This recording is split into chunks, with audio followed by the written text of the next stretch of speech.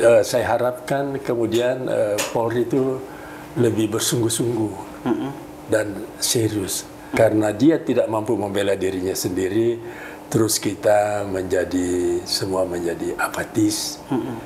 Ya, menegakkan kebenaran itu memang memerlukan nyali. Sekalipun langit runtuh, keadilan wajib ditegakkan. Ya.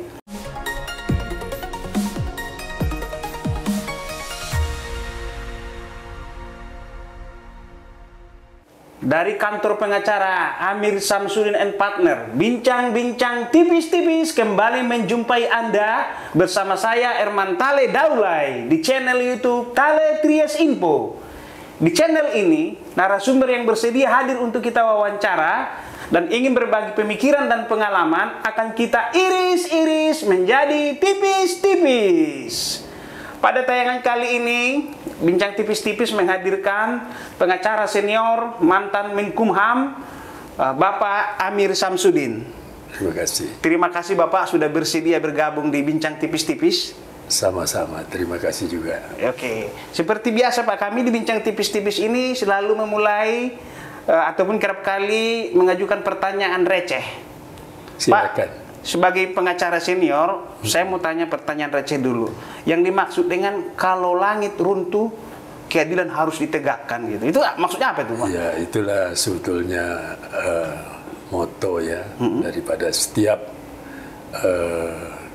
unsur penegak hukum, di mana pengacara itu termasuk di dalamnya.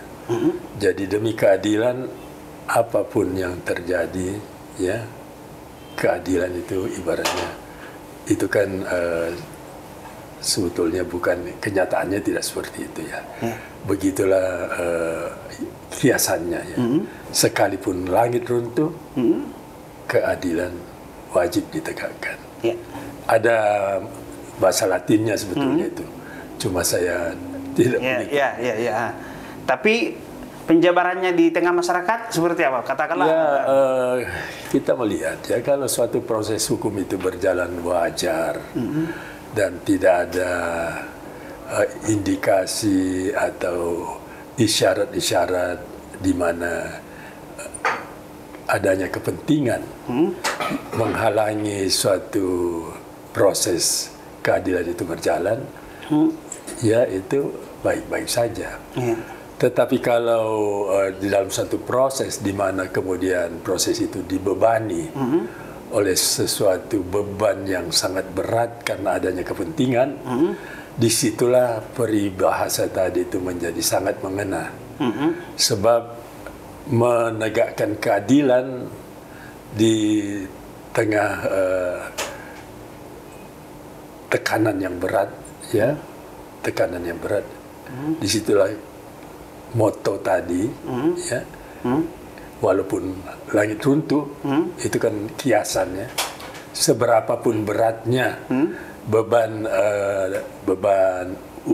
upaya penegakan hukum itu, ya, seberapapun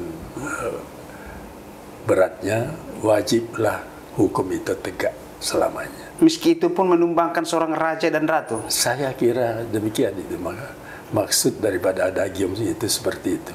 Oke, ada lagi satu lagi gini Pak. Ini Bapak harus berbagi tipis-tipis ke kami yang muda-muda ini. Lebih baik membebaskan orang yang bersalah daripada menghukum orang yang tidak berdosa. Itu bagaimana Pak? Itu satu adagium juga, ya, betapa hukum pidana itu sangat berhati-hati. Tidak boleh sampai seseorang yang tidak bersalah itu kemudian menjadi korban daripada satu proses yang tidak berkeadilan. Oleh karena itu kemudian ada adagium seperti itu. Lebih baik keliru membebaskan orang bersalah daripada keliru menghukum orang yang tidak bersalah. Oke. Dulu Bapak menjatuhkan pilihan ke praktisi hukum itu dirancang dari masa kecil atau memang terpeleset atau bagaimana? Itu ciri-ciri tidak mungkin terpeleset. Saya memang kan dari keluarga yang tergolong kurang mampu. Sehingga untuk bercita-cita untuk kuliah dan sebagainya itu baru sempat saya lakukan, ya. Setelah saya mampu secara ekonomi membiayai diri saya, dan itu kemudian yang menyebabkan saya kuliah di saat saya sudah berusia 30-an. Oh, lumayan senior ya? Iya, saya kebetulan tes masuk ke UI. Tes UI di bagian sore yang memberikan kesempatan kepada mereka-mereka yang sudah bekerja. Oke. Berarti teman sekelas Bapak waktu itu bisa 8 tahun di bawah usia Bapak, bisa ya, ini ya? Ada. Jadi teman saya waktu itu kebetulan sekali yang paling menonjol ya, saat ini juga menjadi legend ya. Itu Bung Karno Ilyas. Oh, itu satu ini Bapak. Yang lainnya lagi Pak Sofyan Jalil. Ada juga Pak Samsul Bahri yang kebetulan sudah, bahkan Pak Yusril Isa Mahendra itu seangkatan juga dengan saya, tapi dia jauh, usianya jauh di bawah saya. Larinya ke hukum, bahkan sekolah sambil sore, yang ada mata kuliah itu hukum, apa jurusannya ada waktu itu hukum atau bagaimana Pak? Ya waktu itu memang saya karena penjurusan spesialisasi belum begitu menonjol pada saat itu ya, sehingga rata-rata kita itu kan untuk melengkapi SKS kita memang kita mulai dengan pengantar ilmu hukum, pengantar hukum pidana, hukum perdata, kemudian di tingkat berikutnya kita wajib menempuh juga kelas hukum acara. Ya, hukum acara itu rata-rata kalau tidak salah itu di setelah setengah semester atau lebih itu ya, baru. Tapi dulu kan masih ada gelar sarjana muda. Oh ya, sebelum sarjana penuh dulu ya. Betul ya Pak. Kasus pertama yang menyedot perhatian publik yang besar sebagai pendatang muda baru, apa yang pertama dulu Bapak? Saya pertama kali itu kebetulan saya dengan Pak Teguh Samudra membela seorang buruh galian di Pengadilan Jakarta Timur yang dituduh Sukri namanya, membunuh adiknya sendiri, yang kemudian alhamdulillah di tingkat pertama dia dihukum, tetapi kami berhasil membebaskan yang bersangkutan di tingkat berikutnya. Ya. Kemudian disusul mungkin ada kasus. Kemudian ya, saya beruntung sekali karena selama kuliah saya seangkatan dengan Bung Karno Ilyas. Oh, waktu itu Tempo beliau ya Pak? Sebelumnya dia di Suara Karya, karena waktu dia kuliah itu di Tempo sudah. Oh, waktu di Bredel Tempo gimana? Itu Bapak udah ini waktu Tempo di Bredel? Tempo di Bredel sekitar 80 berapa yaitu kasus pemberitaan Tempo berkaitan dengan pembelian kapal Jerman. Ya Jerman ya, kapal bekas dari Jerman Timur itu. Yang waktu itu kelihatan penguasa terusik. Kemudian Tempo di Bredel. Kalau dulu kan undang-undang pers kita belum hadir ya seperti sekarang. Ya, memang ya disitulah saya kira awal keberuntungan saya sehingga saya lebih dikenal orang karena saya masuk di dalam tim pengacara daripada Tempo saat itu. Oh, itu melawan penguasa loh Pak waktu itu risikonya. Ya, pada waktu itu memang kita melawan penguasa yang sangat kuat lah saya bilang. Ya, Pak Harto ya. Tetapi agar diketahui, Pengadilan Tata Usaha Negara Jakarta waktu itu, yang kebetulan hakimnya adalah Pak Benjamin Mangkudilaga, sudah meninggal. Itu berhasil memenangkan Tempo. Bahkan ya, salah satu walaupun kemudian di tingkat Mahkamah Agung yang kita tahu bahwa putusan itu dibatalkan, tetapi itu tetaplah dia menjadi tonggak sejarah penegakan hukum di Indonesia. Dan kemudian beberapa saat Tempo juga menghadapi gugatan perdata yang cukup signifikan, masih dari keluarga penguasa saat itu, berkaitan dengan pemberitaannya mengenai kesulitan likuidasi dari Garmak Motor. Ya, dianggap itu pemberitaan Tempo itu mengusik seakan-akan ya keluarga yang sangat terkemuka pada saat itu. Alhamdulillah ya, Pak Karni Ilyas juga sekali lagi merekomend saya, sehingga Pak Gunawan Muhammad, Pak Fikri Jufri, Pak Erik Samola, dan redaktur Tempo lainnya itu setuju saya membela, dan alhamdulillah dengan strategi saya kemudian kita berhasil juga di dalam kasus tersebut. Siapa idol Amir Samsudin muda waktu itu? Sebelum saya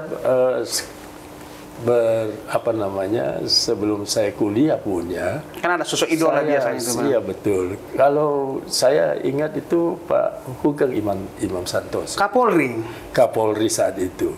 Kenapa dia menjadi idola? Dia kan sering tampil ya. Dia punya Hawaiian band itu di TVRI waktu itu yang baru awal-awal adanya televisi nasional kita, dan beliau bukan saja tampil tetapi juga banyak kita baca bagaimana dia sebagai Kapolri itu memberikan contoh tauladan kepada, bukan hanya kepada polisi, jajaran polisi, tetapi kepada masyarakat pada umumnya. Kesederhanaan dia, bagaimana dia mengendalikan keluarganya, ya tidak terlihat cara-cara umpamanya untuk menggunakan posisinya ya untuk disalahgunakan. Dan ya tampilan dia di televisi, yang pada saat itu televisi kan baru awal-awal ada hadir di Indonesia, itu memang sangat menarik perhatian masyarakat tentang dia, ditambah lagi latar belakang pemikiran dia, ya bagaimana sebagai seorang Kapolri tapi hidupnya betul-betul sangat sederhana. Dan sedikitnya berwibawa dia. Sedikitnya Bapak contoh juga, walaupun tipis-tipis, Bapak juga waktu jadi Menkumham nggak bawa orang-orang partai juga kalau nggak salah, kan walaupun tipis-tipis tidak setebal beliau ya kan. Saya tidak berani mengukur diri saya. Ya, saya tetaplah seorang Hugeng itu lebih. Ya, saya bilang kan tipis-tipis. Ini Bapak juga pernah kalau saya Menkumham? Tidak ada apa-apanya lah dibandingkan dengan beliau itu. Tapi pernah jadi Menkumham kan Pak? Ya pernah. Saya 3 tahun jadi menteri. Walaupun 3 tahun, saya waktu itu tidak pernah ada melihat. Saya loh ini ya. Kalau saya keliru mau dikoreksi. Waktu itu Bapak juga bawa orang partai kan ke Menkumham? Ya, kebetulan memang. Enggak bawa memang. Rekan-rekan partai juga tidak ada yang mendesak atau mengusulkan diri agar saya membawa mereka, gerbong mereka ya. Selain Hugeng yang mendekati Bapak idolakan, mungkin ada cendekiawan dari Polri mungkin ya? Banyak ya, antara lain kalau saya tidak salah yang juga menonjol itu Pak Jamaluddin Amin ya. Awaludin Jamin. Awaludin Jamin. Beliau itu juga cendekiawan polisi yang bukan saja cendekiawan tetapi juga telah meletakkan contoh-contoh pimpinan Polri yang sangat berstandar tinggi ya, dan disiplin dan berstandar tinggi. Saya kira masyarakat itu mengagumi Polri antara lain karena beliau-beliau itulah. Berarti selama beracara Bapak punya hubungan yang baik juga dengan institusi Polri ya Pak? Oh, kalau saya Kapolri ya, kalau boleh saya katakan tidak berlebihan kalau saya katakan, saya mengawali karir saya, kemudian saya berkembang menjadi mencapai posisi seperti sekarang ini kantor saya, tidak terlepas jadi dari sejarah hubungan saya yang sangat baik dengan polisi, Polri ya. Tidak dalam arti konotasi yang negatif. Ya, karena saya melihat bagaimana saya menangani kasus-kasus yang cukup menonjol di Polri itu tanpa saya harus melakukan pendekatan-pendekatan yang dapat dinilai oleh masyarakat mungkin kurang baik, tetapi cara-cara terhormat yang kami lakukan, ya polisi terhadap kami dan sebaliknya itu semuanya kemudian berujung pada success story yang cukup panjang kalau kita ingin ingat atau catat satu persatu. Oke. Mungkin atas kecintaan Bapak kepada institusi Polri mungkin untuk terus berbenah, melakukan perbaikan-perbaikan, mungkin ada masukan-masukan agar lebih baik ke depan. Saya tidak ingin menggurui. Iya. Saya tidak ingin menggurui, tetapi seperti yang saya katakan tadi ya, figur-figur Polri yang sekarang ini pun itu masih banyak itu adalah sahabat-sahabat awal saya. Iya. Karir saya, Pak Tito Karnavian umpamanya, beliau adalah cendekiawan polisi. Ya, betul. Ya, Beliau cerdas. Beliau sejak muda memang sangat rajin menuntut ilmu, ya, betul. sehingga dia mencapai posisinya seperti ini. Saya kira memang dia itu sangat patut diandalkan. Tetapi nama-nama lain ya juga banyak, ya. Pak Rusdi Harjo umpamanya itu sebagai Kapolri dulu bahkan pernah mempercayakan satu kasus kepada saya, kantor saya, untuk mewakili Polri di pengadilan di Australia, di Sydney. Ya, jadi di situ saya lihat bahwa memang kemitraan saya dengan polisi itu sejak dari awal sudah. Kemudian saya ingat bagaimana Pak Dibyo Widodo dan waktu menjadi Kapolri, Pak Nur Faisi Kapolda, Pak Gurismere Kasat Serse, dan waktu itu kebetulan Pak Tito juga ada di Polda. Kami waktu itu diberi kepercayaan untuk mendampingi Direktur Bank Indonesia dan Wakil Direktur Bank Indonesia pada saat itu, dan saya bersama-sama dengan Pak Todung ya, atas penunjukan Pak Sudrajat Jiwandono menunjuk kami membantu teman-teman kita dari Bank Indonesia, dan saya boleh dikatakan sangat puas menjalani proses itu. Karena saya melihat profesionalisme sangat menonjol di dalam penanganan. Oke, saya masuk sedikit Pak. Sekarang kan yang lagi heboh, saya tidak masuk ke penanganan, sedang berjalan. Yang heboh kan sekarang ada kejadian baru-baru saja ini seorang Bribtu J dan terjadilah. Saya melihat dari media massa aja, saya tidak lebih jauh ke dalam, tetapi saya hanya membaca dari media massa, Pak. Saya tidak masuk ke problemnya, apalagi sifatnya spekulatif dan menuding gitu, tidak kan? Apa yang terbentuk dalam pemikiran Bapak ketika seorang ibu menangis melihat jenazah anaknya?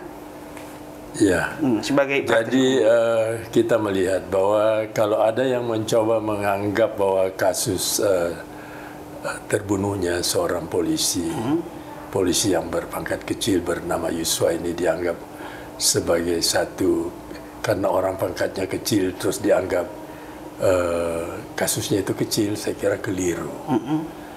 Lepas daripada apa yang seperti saya ceritakan tadi, sedemikian baiknya sejarah saya dengan Polri, saya berharap penanganan kasus ini jangan sampai terjadi kekeliruan. Ya, walaupun langit runtuh tadi, saya semangatnya itu Pak, walaupun langit runtuh.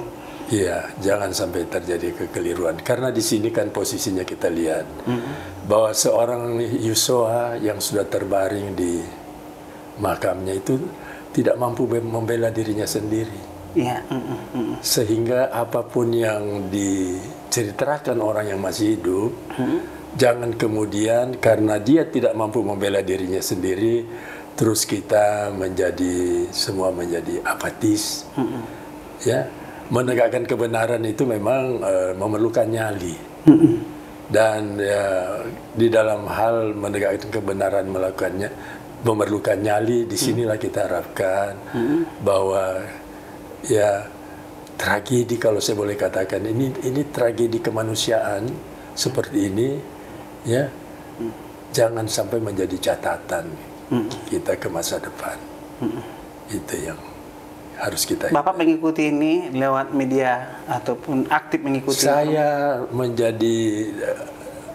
mengikuti media, mengikuti juga semua perjalanan peristiwa itu dengan mendengarkan, walaupun informasi media kan agak terbatas, terbatas. Tetapi nurani kita sebagai manusia, kemudian pengalaman kita sebagai pengacara, banyak sekali hal-hal yang perlu klarifikasi. Ya, perlu klarifikasi. Bukan berarti klarifikasi itu kita harapkan segera berpihak kepada asumsi kita, ya. Jangan memaksakan Tetapi selera. kalau semuanya itu dijalankan sesuai dengan norma dan aturannya, kita harapkan temuannya, faktanya itu menjadi jelas, ya. Dan sekali lagi saya katakan, janganlah karena orang yang sudah meninggal itu seakan-akan sudah tidak bisa membela dirinya, ya. Kemudian kita menganggap masalah ini masalah yang bisa ditutup-tutupi. Kan video orang tuanya menyambut kedatangan jenazah putranya itu, Pak, saya juga lewat dari medsos gitu ya kan. Saya bukan masuk masalah hukumnya. Saya melihat membayangkan orang tua gitu, Pak, kehilangan seorang putra. Itulah saya kira dengan kemanusiaan yang paling menyentuh kita. Saya pun yang setua ini sampai harus meneteskan air mata itu. Saya juga ya gimana ya, apa sebetulnya yang terjadi, ya. Tetapi bukan karena saya mengalami hal seperti itu lantas saya a priori atau menuduh, tidak. Ini lebih saya harapkan kemudian Polri itu lebih bersungguh-sungguh dan serius, segera menjawab semua pertanyaan-pertanyaan dan keganjilan itu. Dan amat sangat saya akan senang, ya, apabila tidak ada lagi hal-hal yang serupa di kemudian hari. Maksudnya begini, jangan ada narasi-narasi yang menjurus menyudutkan atau merusak nama kehormatan seorang yang sudah meninggal. Dalam hukum apa? Ada nggak, Pak? Dalam hukum ada itu, Pak? Iya, orang yang meninggal ini memang secara kenyataan tidak bisa membela diri. Walaupun di ketentuan pasal hukum pidana kita itu pasal 320 ayat 1 ada ancaman hukuman apabila kita menghina orang yang sudah meninggal.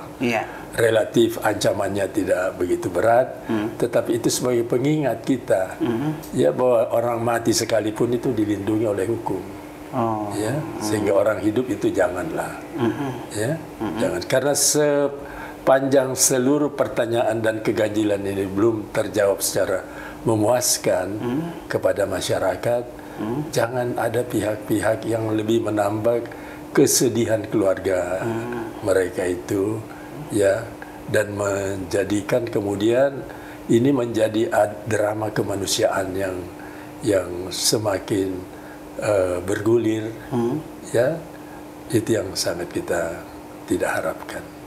Oke. Demikian bincang-bincang tipis-tipis bersama Bapak Amir Samsudin.